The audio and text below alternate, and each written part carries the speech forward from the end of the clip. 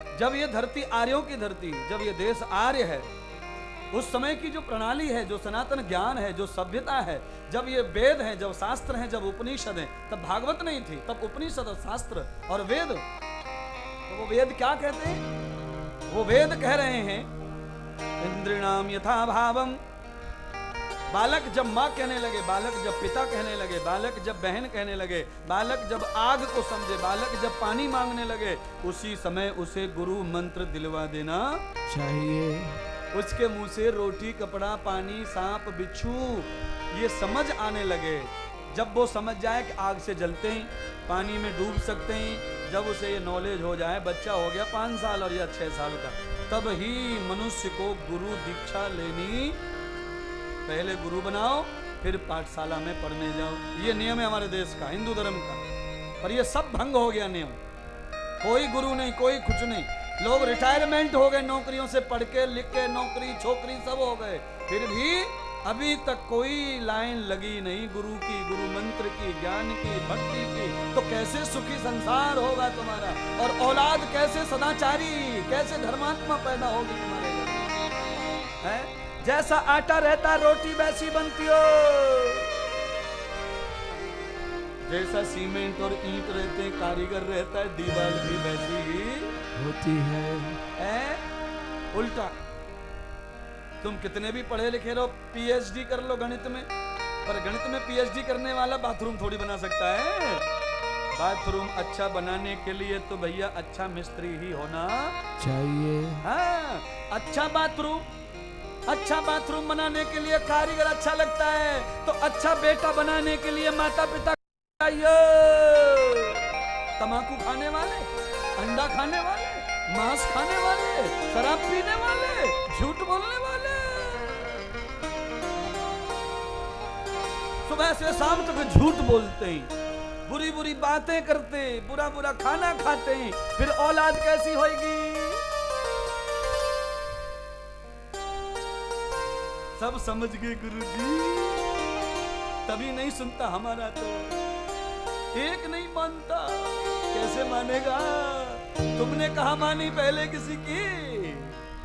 अब तुम्हारे थक गए हाथ पैर, अब तुम्हारा खिलौना मोटा हो गया, अब वो नहीं सुनेगा। क्यों? तुम्हारा पूरा असर उसमें आ गया है। अब तुम्हें बुरा लगे, हम तो बर्बाद हो गए, औलाद ऐसी पैदा हुई है, कैसे बुढ़ापा कटेगा? कैसे भी नहीं कटेगा, रो रो के कटेगा, मर मर के कटेगा, दुखी हो के कटेगा। क्यों? कर्म ऐसे किए हैं तो बुढ़ापा कैसा होएगा? इसीलिए बचपन बिगड़ गया तो जवानी में सुधर सकते हैं, जवानी बिगड़ गई तो बुढ़ापा में सुधर सकते हैं, पर बुढ़ापा भी बेकार हो गया तो कौन सा समय आएगा सुधरने? कोई नहीं, कुछ नहीं। बुढ़ापा मत बिगाड़ो। बुढ़ापे का मतलब होता है 40 साल की उम्र हो जाए तो फिर कोई भी गलती मत करो। 40 साल तक जो हो गया वो ठीक ठाक है, मौका मिलेगा सुधरने का, पर 40 के बाद में फिर गड़बड़ मत करो। 40 के बाद में बुढ़ापे के अंक आ जाते हैं। जैसे 40 पूरा हुआ, बुढ़ापा शीशे में दिखने लगता है। ओ 3 बार सफेद हो गए, छुपा लो है? शीशा में दिखे बुढ़ापा, फिर पहली बार दुख रही दांत, पहली बार दुख रहा है दांत। 40 के बाद पहली बार दुखना शुरू होता है। वो दांत कहता है मैं बूढ़ा हो रहा हूं, तू सुधार, समझ, मैं दुख नहीं रहा, मैं तुझे जगा रहा हूं, जाग, आया बुढ़ापा, आया बुढ़ापा, आया बुढ़ापा। पर सीधा डॉक्टर के पास में जावे और इलाज करवा के जवानी को फिर से तैयार करके ले हैं। 2-3 बाल दिखे सफेद, किराने की दुकान पे गया, वहां से लेके आ गया, रात को गला दिया, सुबह लगा लिया। बाल तो सफेद हैं जो की त्यों, पर वो क्या लगाया, मेहंदी फेंदी, उससे छुप गया कार्यक्रम। इसीलिए 40 जैसे पूरे हो जाएं, उसी समय आप अपनी जवानी पे कंट्रोल करो। जवानी के जो अवयव हैं, कर्म हैं, उन्हें भी साधो और धीरे धीरे साधक बनते चले जाओ। और भैया देखो जो साधक बनते चले जाते हैं उनके बुढ़ापे में बाधाएं नहीं आती हैं, तकलीफ नहीं आती है। साधु संत महंत जितने ज्यादा बूढ़े होते जाते हैं लोग उतना ही सिर पे उठाते जाते हैं, क्योंकि उनकी साधना जो बूढ़ी हो रही है। तुम्हारा क्या बूढ़ा हो रहा है बोलो? तुम्हारा खाली शरीर बूढ़ा हो रहा है, बाकी सब जवान हो रहे हैं। बुराइयां जवान, बाप जवान, कर्म हैं। कई लोग तो इतने बदमाश रहते बुढ़ापे में कि 75 की हो गई, 80 तक भी पहुंच गए। 80 साल की बुढ़िया, उसके मायके में शादी आ जाए तो बूढ़ी भी थैला भर लेती है। अब क्या बचा है? बुढ़ापा है, फिर कब जाना होएगा कि नहीं होएगा, कल किसने देखा, एक बार और अपने मायके का दर्शन ले आऊं।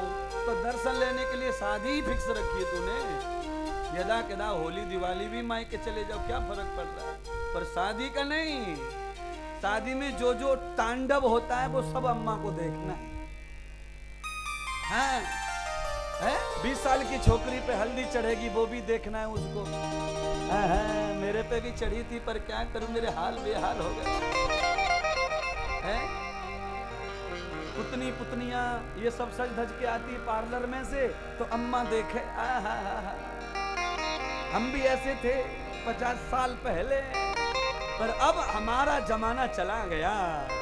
इसलिए बहनों और मेरे भाइयों, हम किसी की शोभा को देखकर कभी व्याकुल ना होवें।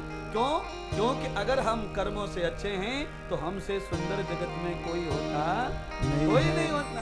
रही बात ये नाक कान हाथ और चमड़ी की, ये तो भगवान का दिया हुआ कपड़ा है। ये कपड़ा आज है कल नहीं। क्या कपड़े पर फिदा हो रहे हैं?